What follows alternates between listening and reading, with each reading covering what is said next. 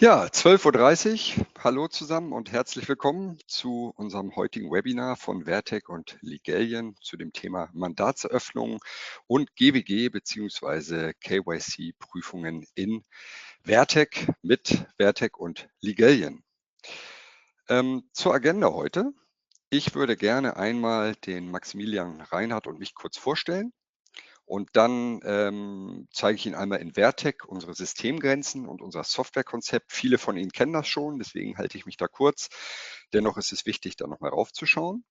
Und im nächsten Punkt zeige ich Ihnen dann in Vertec, wie wir eine Adressprüfung durchführen können und auch Ihnen die Zusatzfunktion KYC möchte ich Ihnen einmal vorstellen.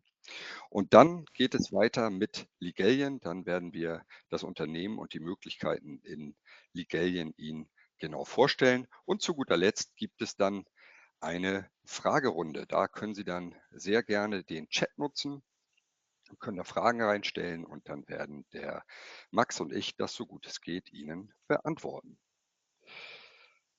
Ja, kurz zu uns begrüßen Sie mit mir den Maximilian Reinhardt von der Ligellion GmbH. Max ist einer der Gründer von Ligellion und das ist ein Legal Tech Startup aus München. Das große Thema von Ligellion ist es, den GWG-Prozess zu digitalisieren und eben dort, wo es zeitaufwendig wird, zu automatisieren.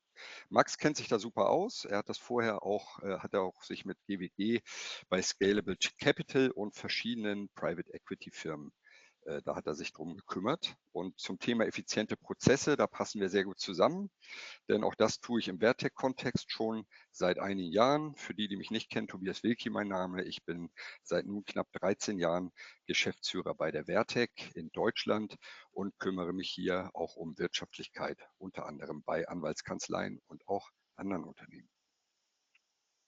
Ganz kurz zu Vertec. Wir haben uns auf die Fahne geschrieben, Kanzleimanagement wirtschaftlich gedacht. Was heißt das genau? Die es kennen, wir können in Vertec Mandate eröffnen, einen KYC und Konfliktcheck durchführen. Das ist auch heute gerade KYC das große Thema. Und dann können wir eben die gesamte Wertschöpfungskette von der Leistungserfassung bis hin zur Fakturierung und Übergabe an die Finanzbuchhaltung in Vertec abwickeln. Zentral für die Wirtschaftlichkeit ist ganz klar das Controlling und natürlich die Business Intelligence. Auch hier haben wir nun mit Vertex 6.8 frisch released auch eine überarbeitete, noch bessere und ja, umfangreichere Version unseres Business Intelligence Moduls. Auch dazu wird es bald ein Webinar geben und da können wir eben Themen wie Erlösverteilung, Gewinnverteilung, aber eben auch Kennzahlen sämtlicher Art in Vertec sehr, sehr gut darstellen. Nochmal kurz zum Aufbau unserer Software. Was hier ganz wichtig ist und was Sie gleich auch wieder sehen werden, ist, Vertec ist ein Kernprodukt. Sie können das auch noch on-premises installieren oder aus der Cloud beziehen und können dann sofort ein Mandat anlegen, Leistungen erfassen und Rechnungen stellen. Und auch gerade im Anwaltssektor stellen Sie dann fest, dass es viele Dinge gibt, die Sie in Vertec zusätzlich benötigen. Und da haben wir auch im Bereich unseres Standardumfangs nun um die 50 Zusatzfunktionen etabliert. Als Beispiel die Zusatzfunktion GWG, die ich Ihnen heute zeigen werde. Und die können Sie dann einfach als XML-Datei ganz einfach in Vertec reinladen und diese Funktionalität mit nutzen. Und dort, wo Sie sagen, wir haben noch weitere spezielle Anforderungen, lässt sich dann eben Vertec auch individuell anpassen, vor allem an den Rändern, genau auf Ihre Prozesse, um dann eben wirklich Vertec genau auf Ihre Prozesslandschaft abzustimmen. Die beiden Themen, die ich Ihnen heute in Vertec zeigen möchte, ist zum einen das Thema Adressprüfungen in Vertec. Auch das funktioniert wunderbar in Zusammenarbeit mit Ligellion. Da funktioniert das so, dass Sie aus Vertec heraus die Adressprüfung anstoßen können. Und dann in Ligellion wird nach dem Namen entsprechend gesucht und dann erhalten Sie in Vertec wiederum eine Liste potenzieller Firmen. Und dann können Sie in Vertec die Firma identifizieren und in Vertec anlegen. Dann wird im Hintergrund über Ligellion wiederum, ja, werden Firmendetails abgefragt, ne, wie zum Beispiel die Adresse oder die Registernummer. Und diese Informationen werden dann eben verglichen mit den Informationen, die Sie bereits in Vertec erfasst haben. Und dann kann entsprechend hier ein Update geschehen und die neue aktualisierte oder neu angelegte Adresse in Vertec abgespeichert werden. Und das Ganze kann man dann in gewissen Zyklen eben auch nach oder weiterhin nachholen, dass man eben auch Adressen aktualisiert oder wenn man sich nicht ganz sicher ist, entsprechend den Check aus Vertec heraus in Ligellion anstoßt. Zweites großes Thema, schauen wir uns das auch einmal in der Theorie an. Das sind die Know Your Customer Prüfungen in Vertec. Das ist eine Möglichkeit wäre, das über unsere Zusatzfunktion zu tun. Sprich, Sie eröffnen das Mandat und dann müssen Sie natürlich gegebenenfalls Unternehmen und auch Menschen prüfen. Und was und wie Sie das tun, kann eben im Detail sehr, sehr unterschiedlich sein. Darum haben wir das bei Vertec recht generisch gestaltet mit Aktivitäten und bieten hier auch schon eine Vorlage mit an, aber Sie können hier auch je nach Geschäftsprozess eben auch weitere eigene Vorlagen definieren und anlegen und erhalten dann eben entsprechend eine Checkliste in Vertec auf Basis von Aktivitäten, die man dann abarbeiten kann. Und natürlich kann sich der Mandat auch in einer Firmenstruktur bewegen, sprich es gibt verbundene Firmen oder eben auch verbundene Kontakte, die Sie gleich mitprüfen können möchten und können dann eben bei den verbundenen Firmen entsprechende KYC-Prüfungen anstoßen oder können dann eben auch Personenprüfungen für verbundene Kontakte durchführen und auch hier entsprechende eigene Checklisten erstellen. Wie das geht, würde ich Ihnen gerne gleich mal kurz vorstellen. Aber vorab, Max, würde ich gerne zu dir übergeben. Dann kannst du gerne noch mal etwas zu Legalien erzählen. Ja, perfekt. Vielen herzlichen Dank. Ich hoffe, Audio, Video und Co. klappt alles. Übliches Spiel. Wie schon gesagt, ich bin einer der Geschäftsführer und Gründer von Digalien und wir haben uns den GWG-Prozess oder diesen KYC-Prozess vorgenommen, den erstmal komplett digital abzubilden und an den wichtigen Stellen zu automatisieren. Denn was kostet hinten raus Zeit bei so einer GWG-Prüfung? Das ist, wenn man entweder selber Informationen manuell recherchieren, nachschauen, anreichern etc. Erledigen muss. Das Zweite ist aber auch, wenn einzelne Punkte fehlen, wenn die Prüfung reinkommt, man irgendwelche Bußgelder im Raum stehen, die gezahlt werden müssten und Co. Dementsprechend haben wir diesen GWG-Prozess digital abgebildet und auf 3 einfache Schritte runtergebrochen. Das erste macht unsere Plattform komplett automatisch. Das ist so ein komplettes KI-basiertes GWG-Profil. Das ist eine Information zur Firma, wer an der Firma beteiligt ist, bis ins hinterste oder letzte Eck, wer wirtschaftlich berechtigt ist und gleich auch mit einem Risiko versehen. Die Daten dazu, und da sind wir einmalig, ziehen wir live aus den jeweiligen Datenquellen und Registern. Wir haben mittlerweile über 700 Datenquellen bei uns hinter der Plattform liegen, unter anderem auch ein Handelsregister und gehen da, wie eine Person das auch machen würde, zum Beispiel ins Handelsregister und hangeln uns da für Stück an den Informationen und auch an den Gesellschafterstrukturen entlang.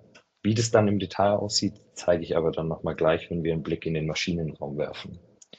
Der zweite Schritt ist dann, in der Plattform selber kann man das Ganze dann nochmal intern vorbereiten und reviewen. Das heißt, ich sehe mein GWG-Profil und kann dann, oder das GWG-Profil meiner Mandanten und kann dann gegebenenfalls Informationen bewerten, Informationen vervollständigen. Das letzte ist dann bei uns dieser Customer Outreach, beziehungsweise vielleicht kennen Sie das als diese Erhebungsbögen, die man im Rahmen des GWG mit verschickt. Bei uns die zentrale Maßgabe ist, dass wir den Kunden in den Mittelpunkt unserer nicht nur Geschäftsbeziehung, sondern auch der Onboarding-Beziehung stellen wollen. Der Kunde soll so wenig wie möglich mit diesem, sagen wir mal, nervigen Prozess zu tun haben.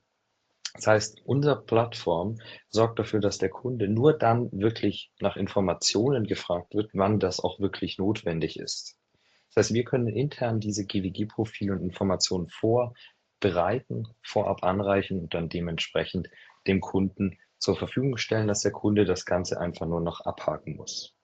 Vorteil davon ist, dass man sich super viel Zeit in der Recherche spart und alles in einer Plattform stattfindet. Das bedeutet, alle Schritte, die über unsere Plattform gemacht werden, werden automatisch dokumentiert und das kann man sich dann entweder als jeweilig verantwortlicher Geldwäschebeauftragter beziehungsweise oder als, ich sage jetzt mal, Rechtsanwalt oder Berufsträger, der dann gefragt wird, okay, bitte hier einmal Informationen zur Verfügung stellen, sofort auf Knopfdruck extrahieren.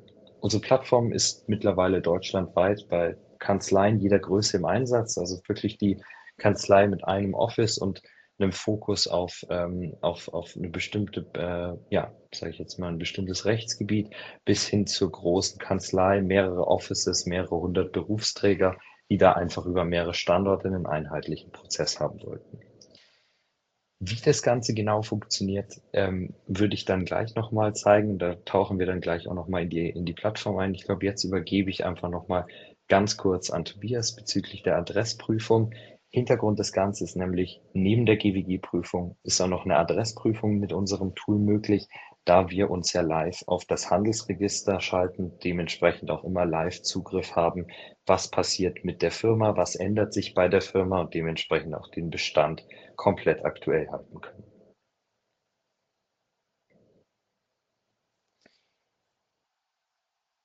Tobias, ich würde einmal an dich übergeben. Ja, ich habe gelernt, man hört mich deutlich besser, wenn ich mich anmute.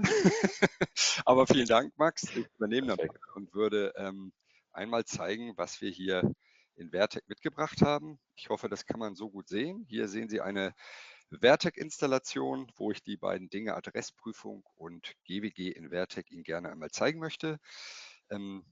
Ich hole jetzt nicht zu weit aus. Einige von Ihnen kennen bereits Vertec und ich denke mal, dann ist es auch spannend zu sehen, was eben die Erweiterung wäre, wenn wir das direkt mit Legalien tun. Vielleicht zur Adressprüfung einmal kurz. Wir können in Vertec zum Beispiel eine neue Firma anlegen und könnten dann sagen, ich möchte zum Beispiel die Kanzlei Rittershaus, möchte ich mal anlegen. Ich gebe also Rittershaus ein und kann jetzt hier direkt auf Adresse prüfen klicken. Was jetzt im Hintergrund passiert ist, dass sich Vertec eben mit Legalien verbindet und ruft dort eben direkt die Informationen ab und gibt mir eine Trefferliste, die man jetzt hier wunderbar sieht. Und hier finde ich eben die entsprechenden Unternehmen, die alle mit Rittershaus ja, oder die mit in denen Rittershaus enthalten ist, wie hier zum Beispiel auch die Rittershaus Rechtsanwälte. Und die wähle ich einmal aus und sage OK. Und dann sehe ich entsprechend sofort, das ist das, was ich in Vertec eingetragen habe. Und hier auf der rechten Seite sehe ich eben die Informationen, die ich jetzt über Legalien erhalte. Und dann kann ich eben einzelne Werte speichern oder kann eben auch sagen, ich möchte alle Werte speichern. Und wenn ich das tue und klicke hier rauf, dann sieht man auch direkt, wird Vertec entsprechend ausgefüllt. Ich reduziere natürlich die Fehler, die Daten sind aktuell und ich habe entsprechend hier das Unternehmen in Vertec direkt angelegt. Ich kann dann natürlich wie immer in Vertec auch entsprechende weitere Ordner anlegen, wie hier zum Beispiel den Ordner zur Adressprüfung, habe ich jetzt mal vorausgewählt. Da kann ich dann schon direkt entsprechend nach Namen suchen oder nach Land oder dementsprechend Manager, kann nur Kunden raussuchen oder nur aktive Adressen und kann dann hier zum Beispiel auch wie bei der Legalien sagen, ich möchte die Adresse nochmal prüfen. Und auch hier sehe ich jetzt, ich hatte in meinem Eintrag die Handelsregisternummer noch nicht. Die wird jetzt hier entsprechend auch übernommen, kann ich sagen, übertrage den Wert oder speichere alle Werte und sehe dann, die Daten sind entsprechend aktualisiert worden. Das spart natürlich jede Menge manuelle Arbeit und ich kann so dafür sorgen, dass meine Adressen stets aktuell sind. Ich sehe hier schon nebenbei läuft was im Chat. Okay, Moment. Da kommt schon die erste Frage. Genau, ja. Herr Mössner sieht jetzt alles genau. Und hier ist eine Frage, funktioniert das auch bei Unternehmen bzw. Mandanten im Ausland? Max, möchtest du da was zu sagen? Sehr gerne. Wir haben zum Beispiel, ich habe auch gesehen, wir haben einige Anmeldungen hier aus der Schweiz mit dabei.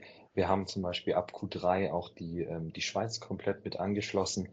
Was wir bereits als Firma in den GWG-Prüfungen schon haben, sind Firmenstrukturen, die auch ins Ausland gehen. Adressdaten im Ausland schließen wir Stück für Stück an. Aktuell bieten wir das nur für den deutschen Raum an, ab Q3 für die Schweiz und dann Stück für Stück auch weitere Register. Ja. Super, vielen Dank. Okay, das zweite große Thema ist ja, wie können wir so einen GWG-Prozess in Vertec abbilden? Hier gibt es, wie bereits erwähnt vorhin, eine Zusatzfunktion, die Sie direkt auch von unserer Webseite erhalten können und in Vertec in Betrieb nehmen können. Und die Idee ist hier, Sie kennen das, wir legen hier ein Mandat an. Das Mandat heißt jetzt in dem Fall Beratung Legalien und ist hier mit dem Klienten Legalien GmbH bereits verknüpft. Und ich kann dann hier zum Beispiel über dieses Menü gehen und sagen, ich möchte eine neue KYC-Prüfung anstoßen. Und wenn ich das tue, öffnet sich hier ein neuer Tab. Und das ist die im Anfang erwähnte generische KYC-Prüfung, die wir mit Vertec durchführen können. Ich sehe halt hier das Mandat und den Adresseintrag. Sehe hier, wer ist zuständig für diese Prüfung und wann wurde das erfasst. Das Datum ist wichtig, weil wir in Vertec eben auch messen, was ist die Durchlaufzeit von Eröffnung bis ja, Abschluss einer GWG-Prüfung. Und hier sehen Sie auch bereits, kann ich mit verschiedenen Vorlagen arbeiten. Wir liefern eine Standardvorlage und die für besondere Sorgfaltspflicht mit aus. Und das lässt sich dann entsprechend auch weiter von Ihnen anpassen. Ich nehme jetzt hier mal die Standardvorlage, sage OK. Und man sieht, hier passiert jetzt jede Menge, denn wir nutzen hier die Standard-Vertec-Aktivitäten, um hier verschiedene ja, Prüfungsschritte abzubilden. Das ist bereits das, was Sie anpassen können. Sie können hier auch noch weitere Bemerkungen ergänzen. Und man sieht jetzt hier wunderbar, für die Unternehmensdaten gibt es 4 Aktivitäten, Dokumente, Risikoanalyse. Wenn ich die mal abgeschlossen habe, kann ich dann hier auch noch entsprechend eine Risikobewertung hinterlegen. Schauen wir uns mal an, was hier auf der linken Seite passiert. Hier sehe ich jetzt die generisch erzeugten Aktivitäten entsprechend zu den Unternehmensdaten, Dokumente, Risikoanalyse und auch zusätzliche Prüfungen. Wenn Sie noch weitere haben, kann ich hier entsprechend anlegen. Und dann ist es eben so, dass ich hier die Schritte durchgehen kann. Ich kann sagen, okay, die Branche habe ich bereits ermittelt. Dann sieht man auch immer, wann hat das wer erledigt. Ich kann auch sagen, okay, vielleicht ist Rechtsform ermittelt hier nicht notwendig, kann das als nicht notwendig anhaken, wird mir hier auch entsprechend so mitgegeben und dann automatisch auf erledigt gesetzt. Den Haken kann ich natürlich auch nicht entfernen, solange das hier auf nicht notwendig steht. Und dann kann ich hier natürlich auch, wenn ich sage, Gesellschafterliste liegt vor, sind es hier klassische Aktivitäten, wo ich auch, wenn ich möchte, Dokumente mit anbinden kann, dass ich entsprechend hier auch vielleicht die Gesellschafterliste gleich mit ablege. Und so kann ich mich dann hier durch den entsprechenden Prozess hangeln, kann eben sagen, was nicht notwendig ist oder was bereits erledigt ist und sehe das dann hier natürlich auch sofort entsprechend in der Übersicht meines KYC-Prozesses. Dazu sehe ich dann hier auch noch verbundene Firmen, die möglicherweise mit der Legalien verbunden sind, wie hier als Beispiel mal die Altea Partners und dann auch die verbundenen Kontakte. Da finde ich dann den Max auch entsprechend als Geschäftsführer angelegt. Und auch hier ist eben der Punkt, vielleicht ist es an der Stelle notwendig, dass ich die Person entsprechend hier gleich mitprüfe. Dann kann ich direkt hier aus dem System eine Personenprüfung anstoßen und habe dann hier auf Personenebene die gleichen Möglichkeiten. Also kann dann hier wieder generisch Aktivitäten anlegen, die ich abzuhaken habe. Vielleicht brauche ich keinen Sanktionslisteneintrag, aber ich möchte eben die Beteiligungen entsprechend abprüfen und kann mich dann hier so durchhangeln. Und eben wie bei der Firma auch, sehe ich dann entsprechend hier, wie viele Aktivitäten noch offen sind. Ich kann ja auch für politisch exponierte Personen oder Public Known Persons entsprechend den Status angeben. Das ist in dem Fall Nein. Auch hier lassen wir das erstmal leer. Es ist halt keine Checkbox, dass man auch sehen kann, okay, wurde da wirklich aktiv Ja oder Nein angewählt. Und dann kann ich so hier durchgehen und irgendwann sagen, gut, die Prüfung ist abgeschlossen. Wir gehen jetzt hier nochmal ein bisschen in die Vergangenheit und ich sage, ich habe das jetzt heute abgeschlossen. Dann wird das entsprechend hier auch geloggt. Das zur Personenprüfung. Ich schließe das wieder und dann sieht man hier natürlich auch entsprechend alle Informationen, die ich brauche. Man sieht, die Prüfung wurde abgeschlossen und vielleicht als letzten Schritt noch kann ich Ihnen auch zeigen, dass man in gewohnter Vertec-Manier dann auch Auswertungen fahren kann. Das finden wir hier in der Standardzusatzfunktion entsprechend unter CRM KYC. Da finde ich überhaupt mal zum Beispiel, nehme ich hier auch mal die Erledigten mit rein, gehe auf Suchen und sehe hier entsprechend alle KYC-Prüfungen, die bereits durchgeführt wurden und diese ist noch nicht final abgeschlossen. Die anderen sind bereits abgeschlossen und kann dann hier, wenn ich möchte, als Beispiel auch die Durchlaufzeiten messen. Wie lange haben wir denn an der jeweiligen Prüfung gesessen? Und wie immer in Vertec, das lässt sich generisch anpassen oder auch erweitern. Aber ich denke, gerade heute ist auch spannend, dass wir da auch unter anderem an Legalien angebunden sind und da eben auch auf die Informationen zugreifen können. Die weitere Möglichkeit, wenn wir nicht diese Zusatzfunktion nutzen, wäre eben, dass wir einfach das Mandat anlegen, den Klienten anlegen und ich klicke dann hier auf GWG-Prüfung und an der Stelle wird dann eben die GWG-Prüfung direkt in Legalien angestoßen und ich arbeite dann von dort aus entsprechend in Legalien. Und da würde ich gerne an dich übergeben, Max. Dann zeig uns doch mal bitte, was ab der Stelle dann in Legalien passiert. Ja, super, vielen, vielen Dank. Vielleicht haben es einige da auch schon gesehen. Der Vorteil bei so einer GWG-Prüfung ist natürlich einerseits, dass man den, ich sage jetzt mal, geführten Prozess hat, wo man sich aber wirklich viel Zeit und auch Fehler spart, ist in der automatischen Analyse. Wir haben jetzt gerade gesehen, bei der Legalien war zum Beispiel nur ich selbst als Geschäftsführer eingetragen und auch die anderen Checks, PEP-Listen, Sanktionslisten, aber auch beteiligte Firmen müsste man alle selber miteinander verknüpfen. Durch diesen Button GWG-Prüfung durchführen wird im Endeffekt bei uns in der Plattform der Firmencheck oder die Firmenprüfung angestoßen. Was bedeutet das, wenn bei uns die Firmenprüfung angestoßen wird? Unsere Plattform läuft im Endeffekt komplett ähm, in Register, Datenquellen und Colos, legt die Firma an, prüft die Informationen und baut zu der Firma ein vollständiges Prüfungsprofil auf. Das sehe ich jetzt hier in unserer Übersicht. Da sind jetzt meine Mandate, die Beratung Ligarian ist bereits angelegt und da sehe ich auch eine Information, okay, dieses Mandat gehört zur Ligarian GmbH. Wenn ich hier einmal draufklicke, dann kann man im Endeffekt einmal sich komplett durch den Prüfprozess durchklicken. Unsere Plattform guidet natürlich ähnlich auch wie das Set an Aufgaben mit durch die Prüfung. Das heißt, es würde noch sagen, hier sind noch einzelne Prüfungen offen, etc. Bevor ich da genauer drauf eingehe, schauen wir uns mal ganz kurz an, wie dieses Firmenprofil, von dem ich gerade gesprochen habe, aussieht.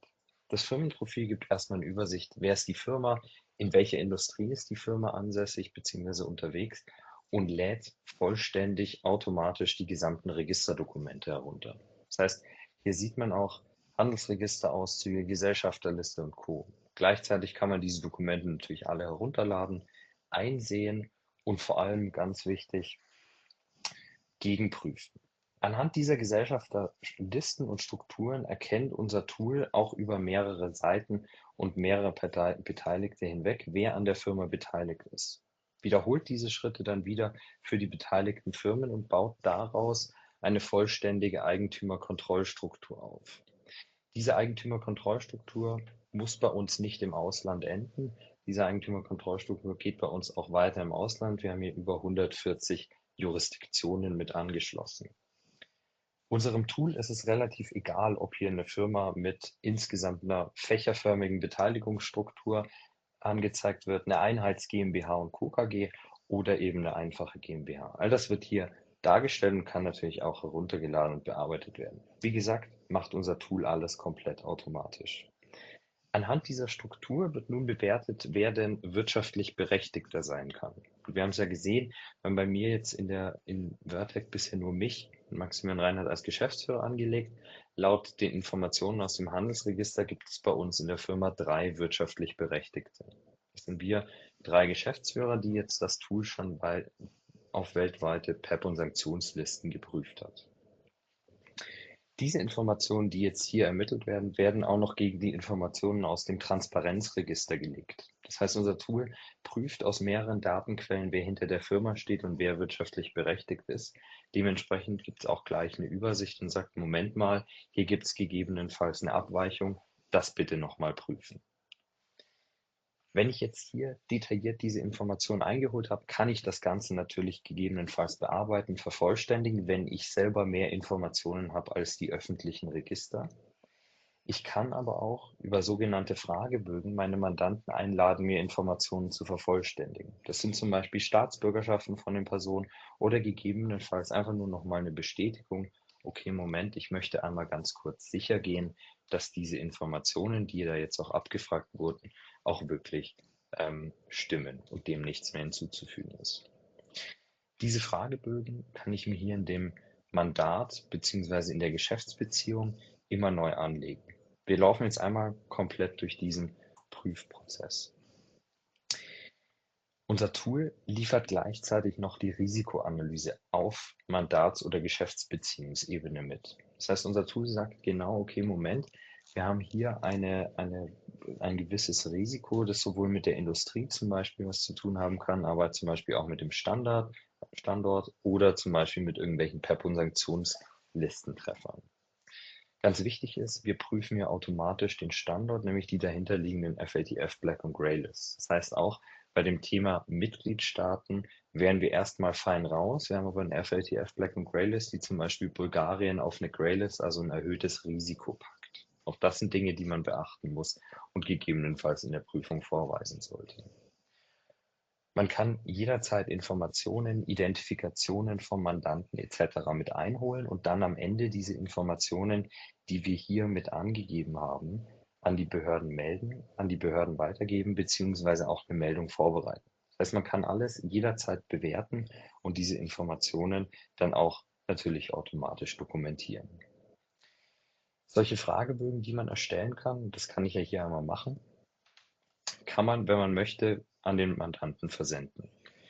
Man kann bei uns aus verschiedenen Vorlagen auswählen. Verschiedene Sprachen sind natürlich möglich und man kann im Endeffekt sich komplett selbst nach Fall konfigurieren, was man vom Mandanten abfragen möchte. Das füge ich jetzt hier einmal hinzu und dann kann ich dem Empfänger im Endeffekt oder dem Fragebogen im Endeffekt ein, zwei Empfänger hinzufügen. Kommt ja immer darauf an, diesen Fragebogen erhalten soll. Ich schicke mir den jetzt mal selber an meine private E-Mail-Adresse und natürlich merkt sich unser Tool, dass ich diese Person bei mir schon eingegeben habe. Gleichzeitig kann ich natürlich auch eine Identifikation der Personen anfordern. Das ist entweder ein Video-Identifikationsverfahren oder ich kann sagen, okay, mir reicht es, wenn die Person mir eine Ausweiskopie zur Verfügung stellt. Jetzt wissen ja unsere Mandanten meistens nicht genauso gut Bescheid, wie wir das tun und bekommen normal so eine PDF oder ein Word-Dokument, das sie dann irgendwie ausfüllen müssen, von dem sie relativ wenig Ahnung haben, beziehungsweise dann auch nicht oft wissen, was wo reinkommt oder gegebenenfalls auch einfach ja, keine Lust haben, diese Informationen nochmal zu vervollständigen. Das heißt, wir können selber diesen Fragebogen, soweit es geht, vorbereiten und diese Informationen dem Mandanten, soweit es geht, anreichern. Wir wissen ja, wer die Firma ist. Wir wissen auch, wer Geschäftsführer ist. Und wir wissen auch, wer zum Beispiel dahinter steht.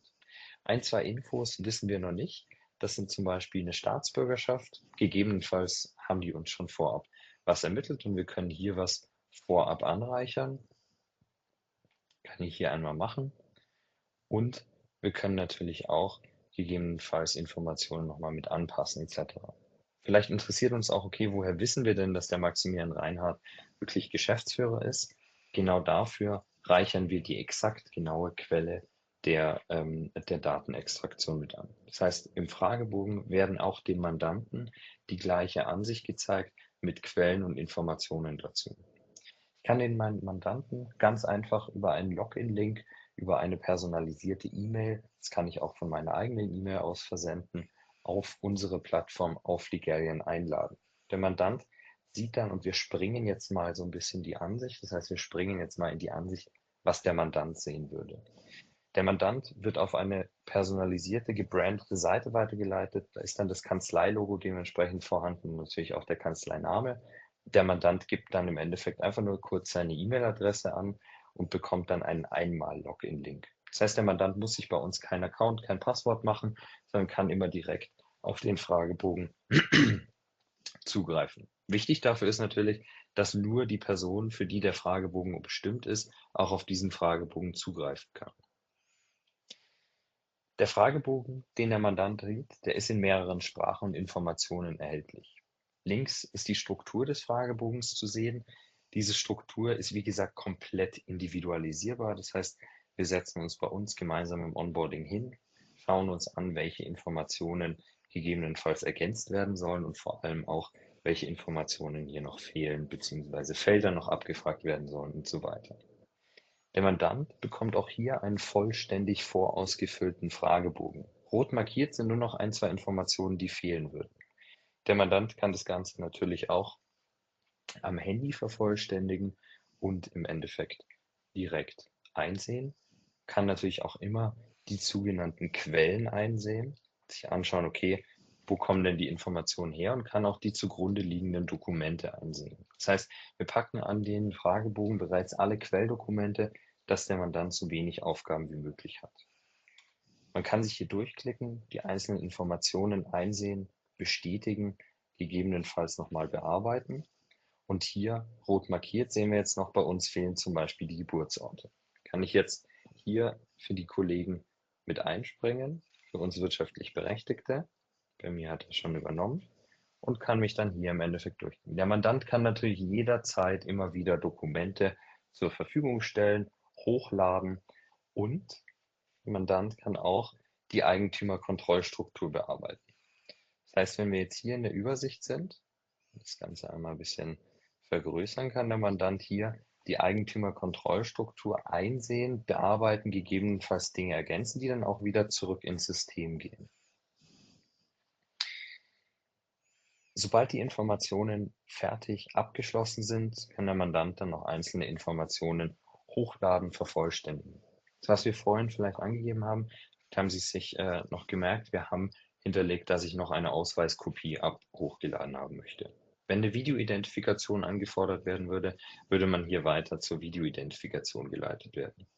Man kann im Endeffekt sein Ausweisdokument hochladen, kann noch ein Gültigkeitsdatum hinterlegen, muss man nicht, kann das gegebenenfalls nochmal zur Verfügung stellen und ist dann als Mandant auch soweit durch mit dem Prozess. Und bestätigt nochmal kurz, dass die gemachten Angaben korrekt sind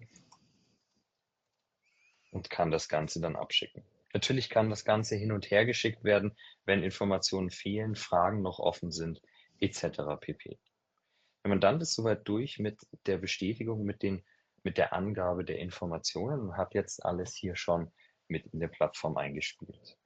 Ich selbst bekomme jetzt hier nochmal eine Rückmeldung in Ligallion, dass der Mandant mir einen Fragebogen zurückgeschickt hat und ich hier noch gegebenenfalls offene Aufgaben zu erledigen habe.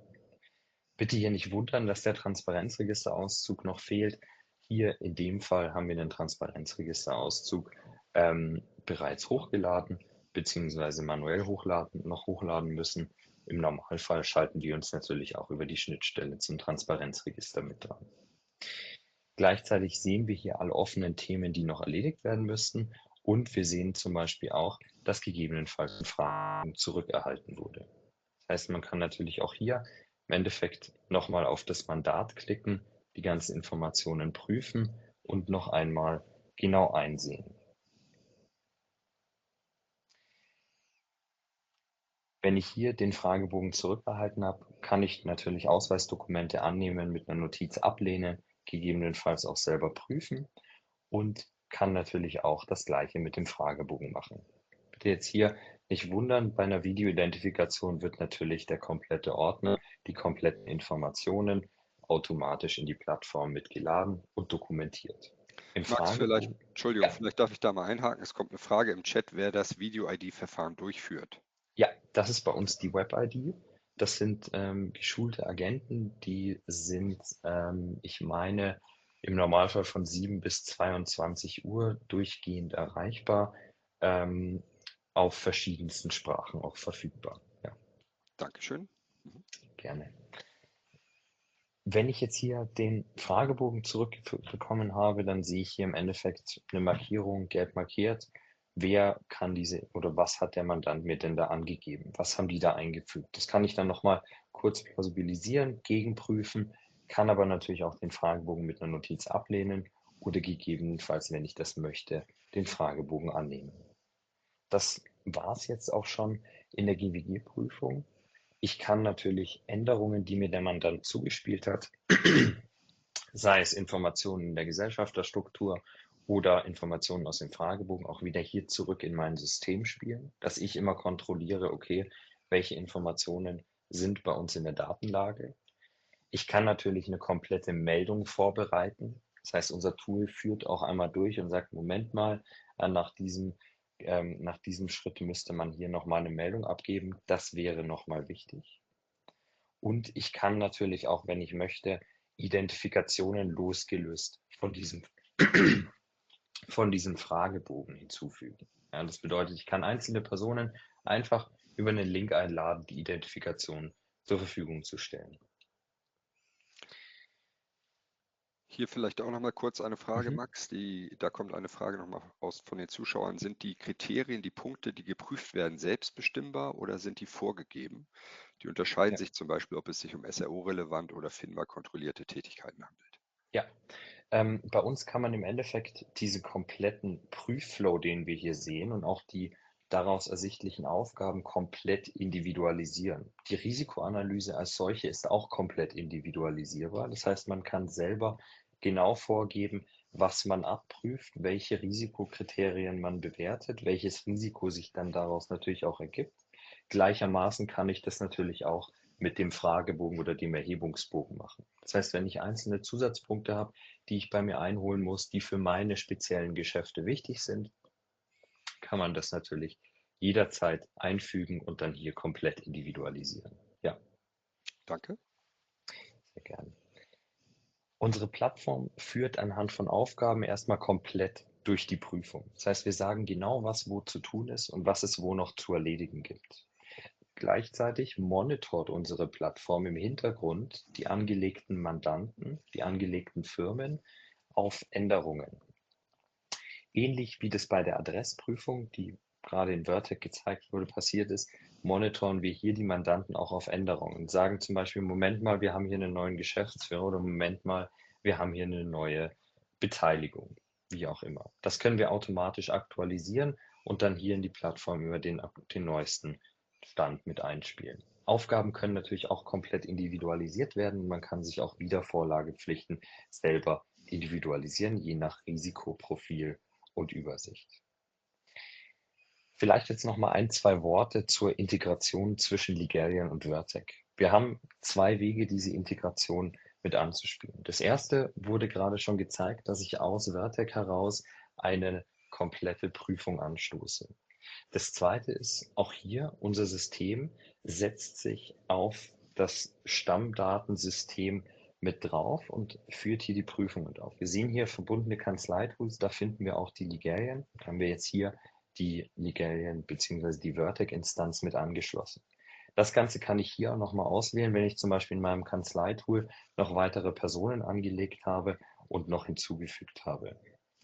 Die dritte Variante, und das ist die komplett automatisierte Variante, ist unser Ligarian Vertex Agent. Wir haben auch eine vollautomatische Integration, dass ein Agent einmal täglich, einmal wöchentlich den gesamten Bestand in Vertex einmal screent, die Übersicht sieht und sagt, okay, da würden noch GWG-Prüfungen fehlen, die würde ich jetzt gerne mal anstoßen. Natürlich kann man diesen gesamten Bestand komplett mit Ausschlusslisten und so weiter individualisieren, dass wenn man bestimmte Mandanten und Mandate hat, die nicht geprüft werden müssen, dass die dann dementsprechend ignoriert werden.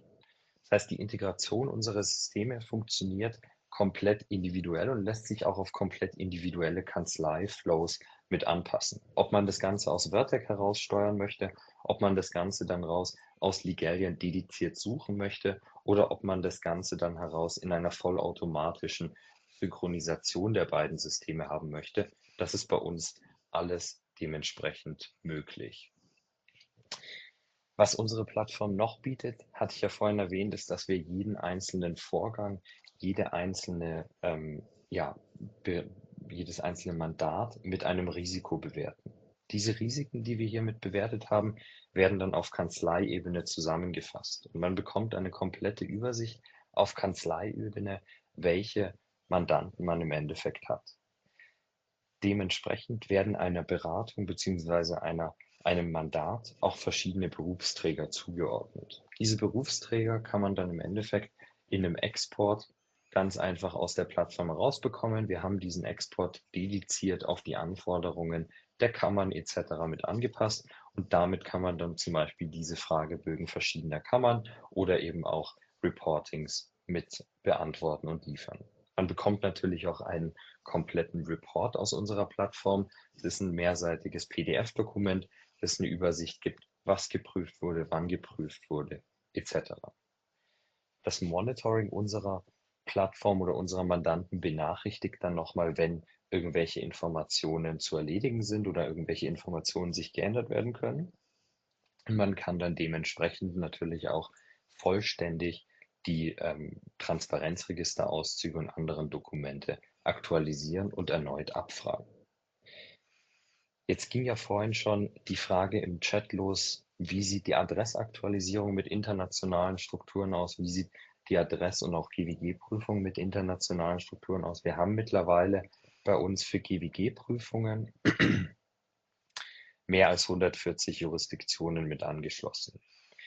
Ligarian selber arbeitet bereits an dem Rollout für die Schweiz. Das bedeutet, wir haben bei uns in Q3 geht dieser ganze Rollout für die Schweiz los, dass wir den Prozess auf die Schweiz anpassen und vor allem auch, dass wir Adressaktualisierungen und das Schweizer Register dementsprechend mit angeschlossen haben. Wer daran sehr interessiert ist, wen es interessiert, ich packe nachher gleich nochmal in den Chat einen kurzen Link, ein kurzes Anmeldeformular, dass man da sich auf die Warteliste für unseren Ligarian Rollout für die Schweiz draufsetzen kann und sich dann im Endeffekt von uns informieren lassen kann.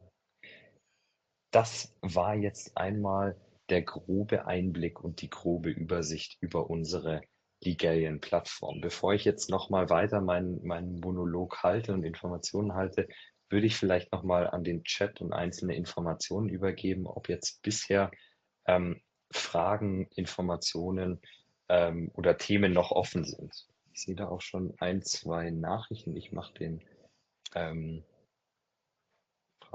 ich mache es mal auf, genau. Genau, hier ist also die meisten sind schon abgearbeitet. Was jetzt noch neu Mhm. dazukommt, was werden die Datenquellen für den Gebrauch in der Schweiz sein und international? Ja, die Datenquellen für die Schweiz sind dann auch wieder dementsprechend offizielle Register, also das Schweizer Handelsregister und das Schweizer Transparenzregister dementsprechend.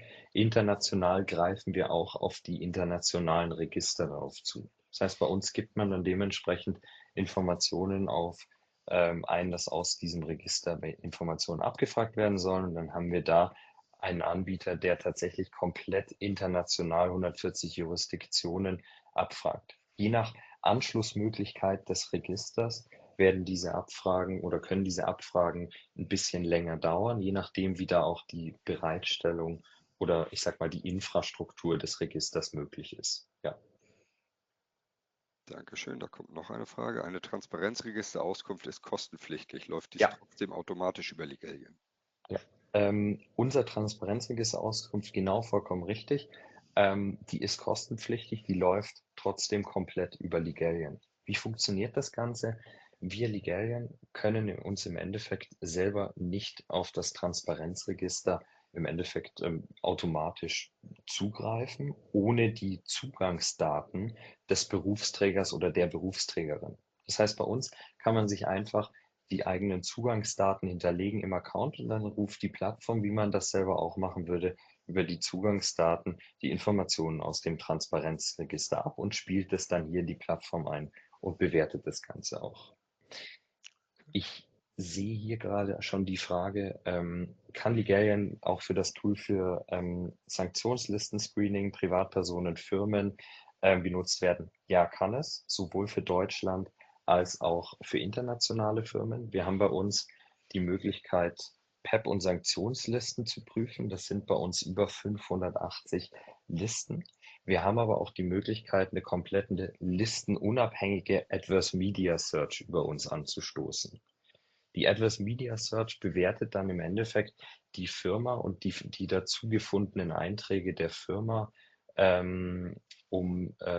ich sage jetzt mal, ja, die Informationen dann einen kompletten Report zu geben, wo diese Firma überall auftaucht und auch wo diese Firma oder auch diese Person gewisse Newsartikel hat, die gegebenenfalls auch als risikoreich sein können. Zum Beispiel, wenn ich jetzt in irgendeinem Tagblatt, das normalerweise nicht erfasst wird, ein Verbrechen bei einer Person hinterlegt habe, dann würde das diese Search auch finden.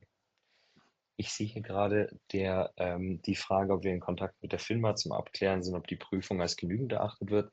Mit der FINMA selber noch nicht. Wir sind aber bereits in Kontakt mit verschiedenen Kammern, darunter unter anderem die Rechtsanwaltskammern, also dem Münchner Ausschuss für GWG-Prüfungen, der Bundesnotarkammer, auch verschiedenen Kammern etc., die unsere Prüfung mittlerweile überlegen, da eine Integration ins Reporting etc. mit reinzunehmen. Gleichzeitig haben verschiedenste Revisoren aus verschiedenen Berufsgruppen gesagt, wir sind vorwiegend im Bereich Rechtsanwälte, Steuerberater, Notare und Wirtschaftsprüfer unterwegs, haben verschiedene Revisoren unsere Prüfungsergebnisse und unsere Informationen vorliegen und da im Endeffekt uns auch schon inoffiziell natürlich hier als Disclaimer, aber dementsprechend mit reingenommen und weiterempfohlen, dass wir hier einfach Informationen haben, die ja ein Tool haben, das das Ganze erleichtert. Ja. Prima. Gibt es noch weitere Fragen? Okay. Gibt es sonst von deiner Seite aus noch etwas, was du noch zeigen wolltest, Max? Oder wollen wir doch mal ja, vielleicht in den Chat stellen, wo man sich registrieren kann für Ja, die Updates bezüglich Schweiz? genau. Bei uns für die Updates bezüglich der Schweiz würde ich jetzt gleich ein Formular beziehungsweise einen Link mit reinkopieren. Natürlich auch gerne im Nachgang, wenn noch Fragen aufkommen, Themen aufkommen, dann dazu bitte gerne melden. Ansonsten ist da jetzt, glaube ich, eine Frage noch mit aufgetaucht. Wie sehen die Kosten Genau. aus? Mhm. Genau.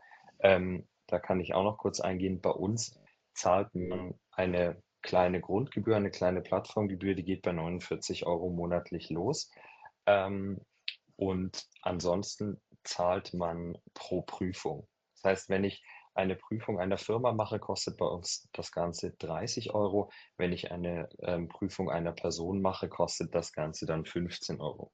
Bei der Firmenprüfung ist dieses komplette GWG-Profil, die Gesellschafterstruktur, Informationen, Fragebögen rausschicken etc. mit dabei. Bei der Personenprüfung sind dementsprechend PEP- und Sanktionslisten, Prüfungen und auch die Videoidentifikation auch schon mit inkludiert.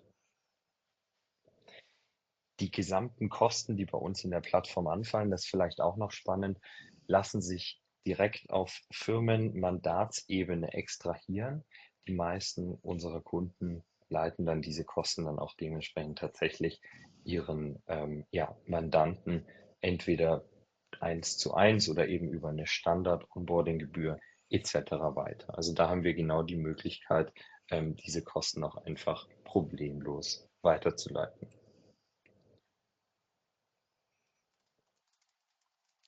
Okay. Ansonsten stelle ich jetzt mal ganz kurz das Formular für die Schweiz in den Chat.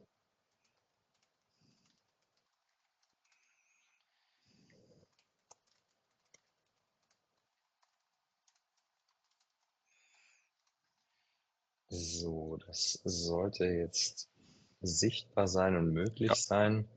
Genau, perfekt. Das Formular habe ich reingestellt. Da gerne Informationen oder einfach angeben. Wir halten Sie auf dem Laufenden. Wie gesagt, der Rollout für die Schweiz ist für Q3 diesen Jahres geplant.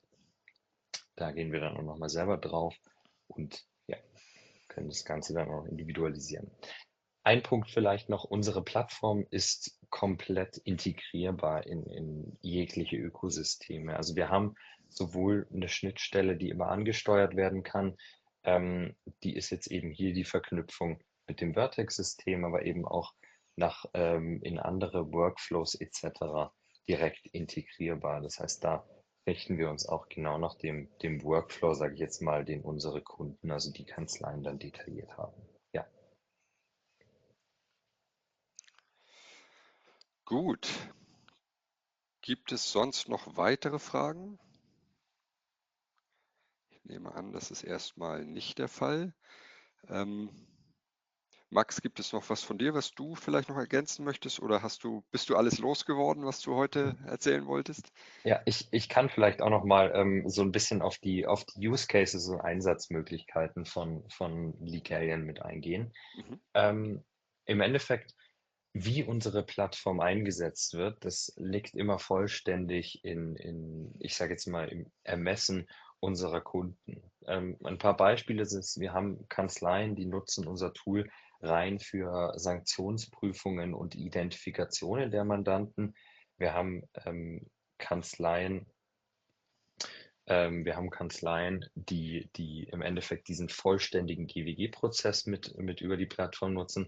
Und wir supporten natürlich auch im Aufsetzen des Tools. Das heißt, wir haben ja schon einiges an Kanzleien und an Workflows gesehen, schauen uns dann an, welche Best Practices wir hier haben und haben dann hier schon die Information. Da ist, glaube ich, schon die Information oder die Frage, ab wann ist die Anbindung an Vertec möglich? Ähm, Wir hatten ja, oder ich hatte vorhin ja schon mehrere Anbindungen an die Systeme gesprochen, die Anbindung dieses automatischen Agenten und auch die Anbindung der Live-Suche in Ligarian in dieses Vertex-System ist bereits in der Beta-Phase. Das heißt, auch da Wenn Sie Interesse haben, können wir das Ganze gerne freischalten und die Systeme verknüpfen. Das dafür gerne einfach melden. Ansonsten für die Entwicklung des internen Buttons und da der Verknüpfung, da würde ich dann einmal an den Tobias übergeben. Da möchte ich natürlich nicht mich in die Entwicklungszyklen einer anderen Firma einmischen. Genau, also ein genaues Datum ranzuhängen ist schwierig, aber wir sind ja kurz davor, wie du auch sagst, ne? Die Beta-Phase, Ja. also es ist sehr zeitnah möglich. Ja. Dann die letzte Frage noch: Können über Legalien auch die Beteiligung einer Privatperson gefunden werden? Aktuell noch nicht. Wir sind aber bereits an einem Projekt dran, das im Endeffekt ich sage jetzt mal, die Beteiligungen einmal umgedreht spiegeln soll. Wenn wir uns das Handelsregister anschauen, dann haben wir da ja quasi die Beteiligungen nach oben. Also wem gehört diese Firma über verschiedene Wege? Um die Beteiligung, also quasi diesen Pfad rückwärts abbilden zu können, müssen wir im Endeffekt einmal das komplette Handelsregister screenen und aktualisieren.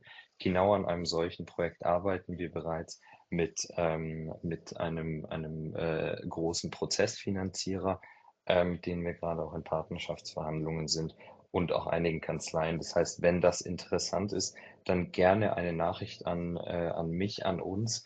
Dann schalten wir da natürlich auch auf das Projekt drauf, und schauen das Ganze an. Ja, Wunderbar, vielen Dank, Max. Schauen wir noch mal, warten noch mal einen Moment, ob noch weitere Fragen kommen. Ansonsten werden wir auch ja, in Zukunft weiter mit Webinaren und weiteren interessanten Veranstaltungen Ihnen einiges anbieten können. Da können Sie gerne mal auf unserer Webseite schauen. Unter Unternehmen, Events finden Sie dann eben hier diese Seite, wo wir auch weitere Online-Events und Offline-Events anbieten. Zum Beispiel auch sind wir auf dem Swiss Software Festival, wir sind auf der Legal Revolution. Es findet für Kunden wieder die Anwendertagung statt und die Liste wird ständig weiter ergänzt, auch noch mit weiteren Webinaren, die in Kürze folgen werden. Lohnt sich immer mal einen Blick drauf zu werfen. Und was heute betrifft, ja, ich denke mal, wenn keine weiteren Fragen kommen, vielen Dank an dich, Max, für den Einblick in Legalien und vielen Dank auch an alle Zuhörerinnen und Zuhörer, auch für die tollen Fragen. Freut mich immer, wenn ein bisschen Interaktion da ist. Ja, und wenn Sie gerne im Nachgang mehr Informationen haben möchten, kommen Sie gerne auf uns zu. Wir haben ja auch Ihre Kontaktdaten, die eingewilligt haben, den können wir auch gerne dann das Video zur Verfügung stellen. Wir werden es sehr wahrscheinlich auch auf unserer Webseite bereitstellen. Aber wie gesagt, schicken Sie gerne eine Mail an Vertec oder Legalien. Wir kommen dann sehr, sehr gerne im Nachgang auch auf Sie zu. Herzlichen Dank an der Stelle und dann wünsche ich Ihnen allen erstmal einen schönen Tag. vielen lieben Dank.